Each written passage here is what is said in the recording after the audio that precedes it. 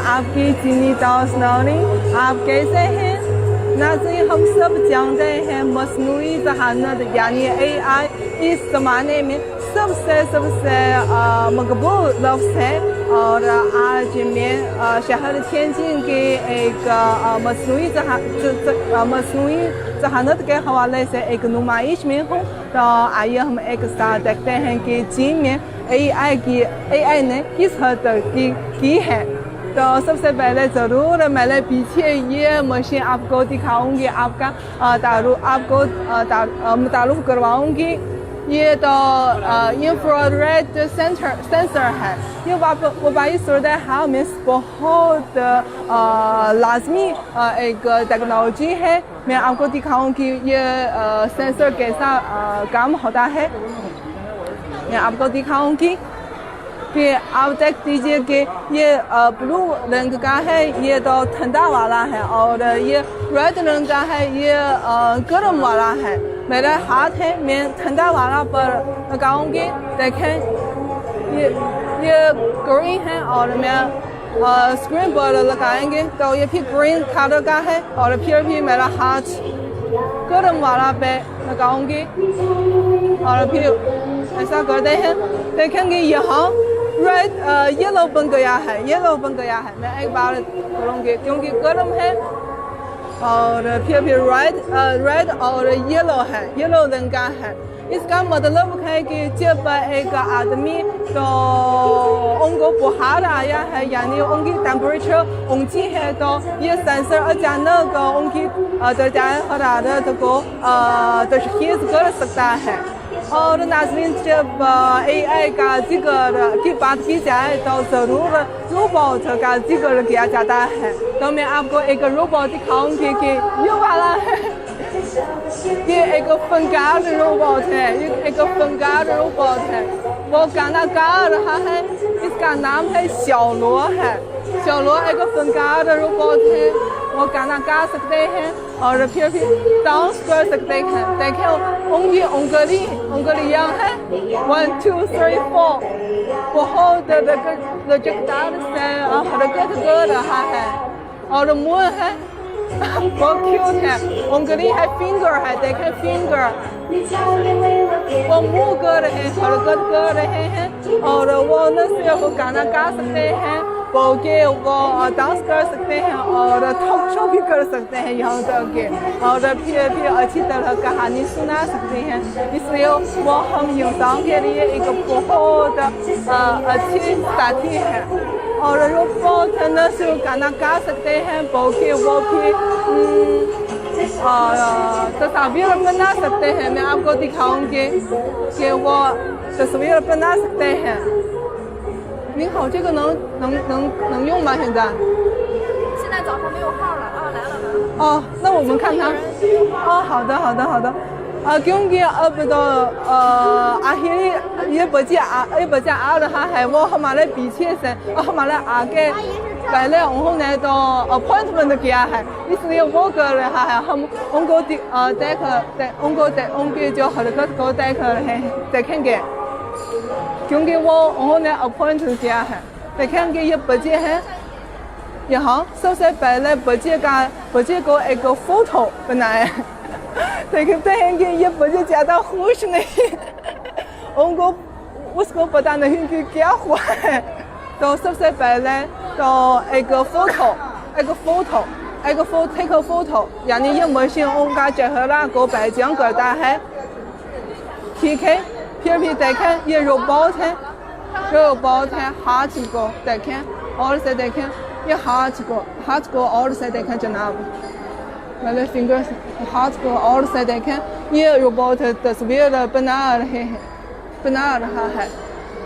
ये यानी इस फोटो के मुताबिक, यानी वो बच्चे के फोटो के मुताबिक अब तो तस्वीर बना रहा है। देखें कि कितने जो लचकदार से वो कर रहा है। उनके उंगलियों यानी उनके जो हाथ को गौर से देखें, बहुत पाकमा है, जबरदस्त है। ये भी एक फनकार है। और जनाब तो आपकी ज़िंदगी में यानी आपकी रोज़ ज़िंदगी में एआई के बारे में आपको क्या मालूम है और एआई के बारे में यानी आपकी रोज़मर्रा ज़िंदगी में एआई की खामियों कोई मसनूआत यानी कोई सहूलतें या कोई चीज़ें मौजूद हैं, अगर हैं तो ज़रूर हमारे कमेंट्स में मुझे बता दीजिए हमारे साथ शेयर कीजिए।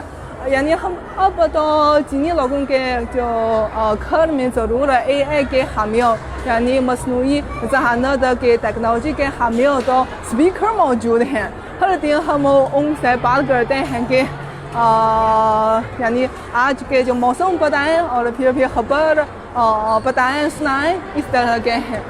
और फिर नाज़रीन आप जानते हैं कि खेलने में तो कैसे कहते हैं कि रोबोट भी किसी के पीछे नहीं होते। देखें कि ये रिएक्शन स्पीड टेस्ट है, रिएक्शन स्पीड टेस्ट है, रिएक्शन स्पीड टेस्ट है।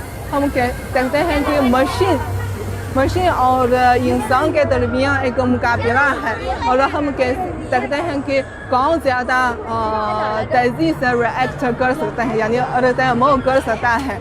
क्या आपने ये इस तरह के जो गेम पहले खेल चुका है? देखें ये बाजू है, रोबोटिक बाजू है, वो जो लाइट है, जो बटन है जिस पर तो लाइट तो होता है तो वो उसको प्रेस करता है और बच्चे भी इस तरह करते हैं। हम देखते हैं कि कौन जीतेगा। हम अब तो 6 सेकंड रह गया, 5 4 3 2 1। हम देखते हैं कि नतीजे में कौन जीतेगा, जीत लिया है, किसने जीत लिया है। जी हाँ, मतलब है रोबोटिक आर्म यानी ये रोबोट ने जीत लिया है। रोबोट ने सॉरी मैंने गलत कहा कि हम इंसान ने जीत लिया है।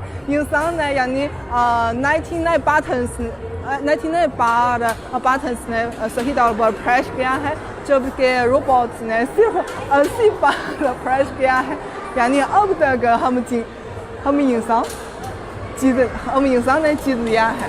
और यहाँ हम देखते हैं कि और क्या चीज़ें मौजूद हैं, क्या सहूलतें मौजूद हैं। यानी जिम में अब यानी एआई में एआई क्या कर सकता है देखेंगे। ये भी एक मुकाबला है, ये हैंड आई कोऑर्डिनेशन का मुकाबला है। देखें ये हम तो इंसान यानी ये आदमी तो करते हैं और फिर दूसरी तरफ वो भी एक रोबोटिक बाजू है, वो भी इंसान का मुकाबला कर रहा है और देखेंगे कौन ज़्यादा तेज़ है। और देखिए मेरा हाल है कि ओके यानी अब रोबोट 5 सेकंड में ये काम रोबोट ने ये 5 सेकंड में ये काम मुकम्मल किया है, जबकि इंसान ने 13 सेकंड में ये काम मुकम्मल किया है। तो इस बार रोबोट ने जीत लिया है। अब 1 2 1 अब तो इंसान और रोबोट बराबर हैं और हम आगे देखेंगे कि कौन जीतेंगे, ज़्यादा बेहतर है आपके ख्याल में। तो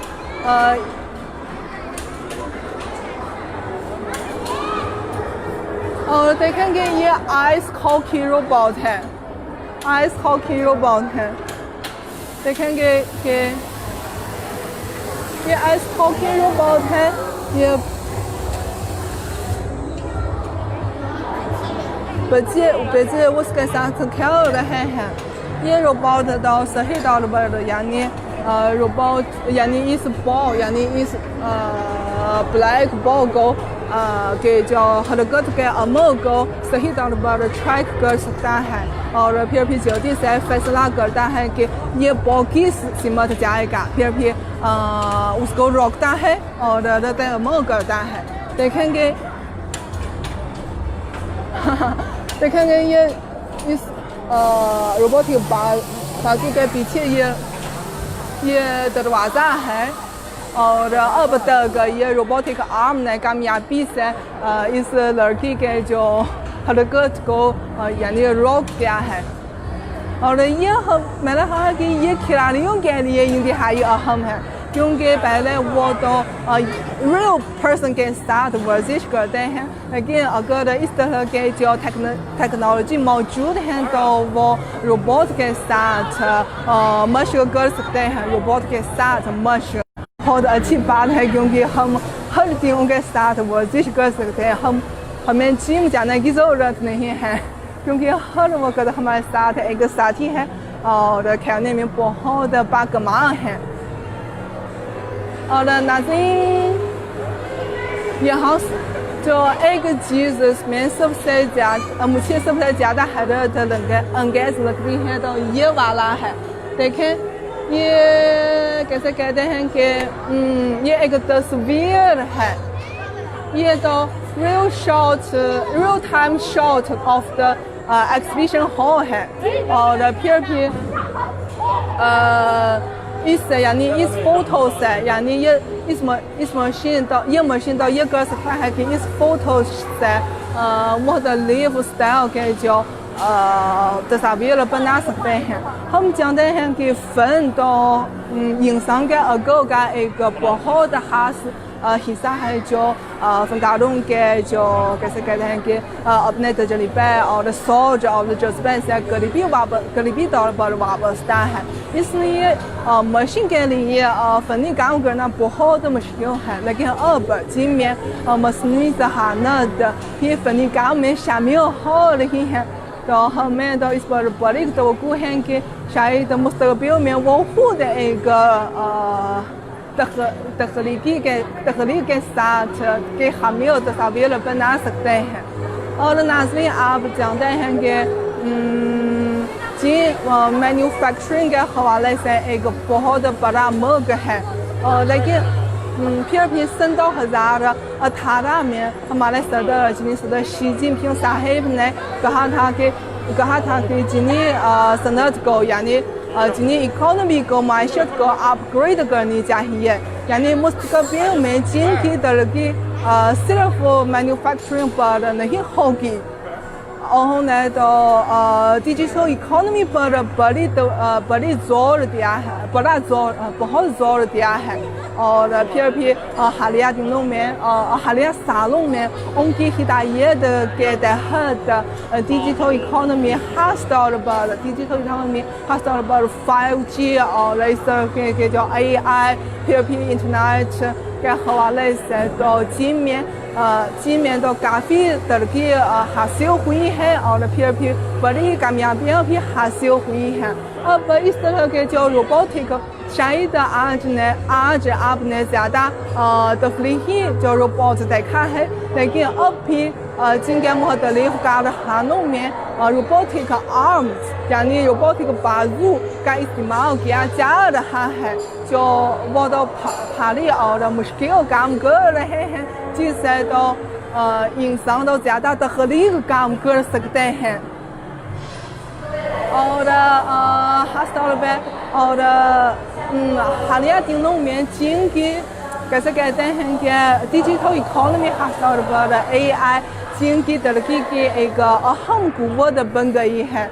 और खास तौर पर रवान साल यानी वबाई सूरत हाल में डिजिटल इकोनॉमी चीनी माशरत की बहाली में भी कुर्दी और सुकून का किरदार अदा कर रही है। देखेंगे और कुछ टेक्नोलॉजी भी वबा के कंट्रोल और इस तरह वबा में भी इस्तेमाल की जाती है, जो वबा के कंट्रोल के लिए इंतहाई मददगार है।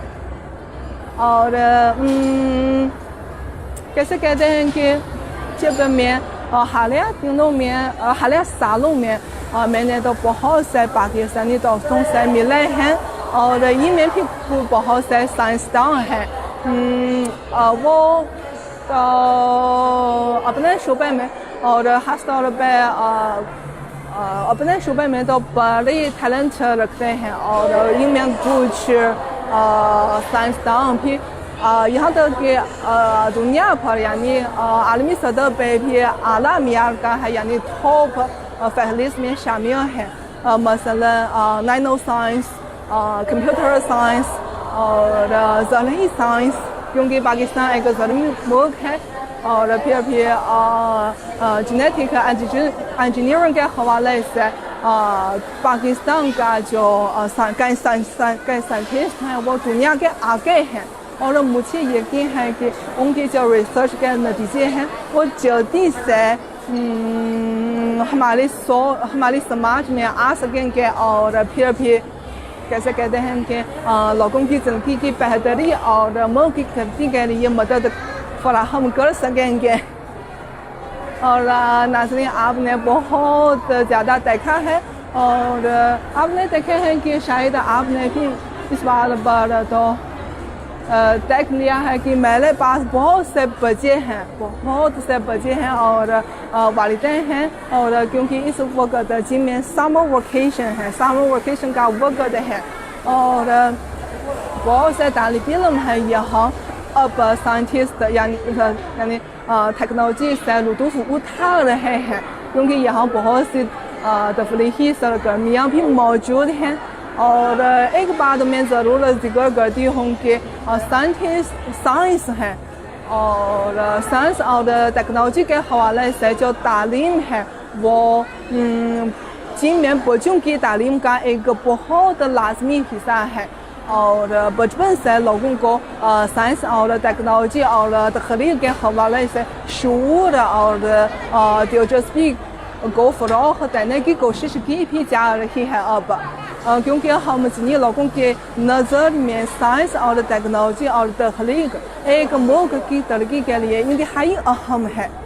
ऐसा ही है ना? क्या आप मेरे राय को यानी इस बात को पर मुतफ़िक है? अगर मुतफ़िक है तो ज़रूर हमें बता दीजिए। तो नाज़रीन, आपने काफ़ी देखा है, सॉरी बहुत से बच्चे हैं यहाँ और आज आपने बहुत से देखा है। तो कैसा लगा? अगर आपको पसंद हो तो ज़रूर हमारे वीडियो को शेयर कीजिए। सबका बहुत शुक्रिया। तो आज इतना ही है। नौरीन को इजाज़त दीजिए। बाय बाय, अल्लाह हाफ़िज़, have a nice day, bye bye.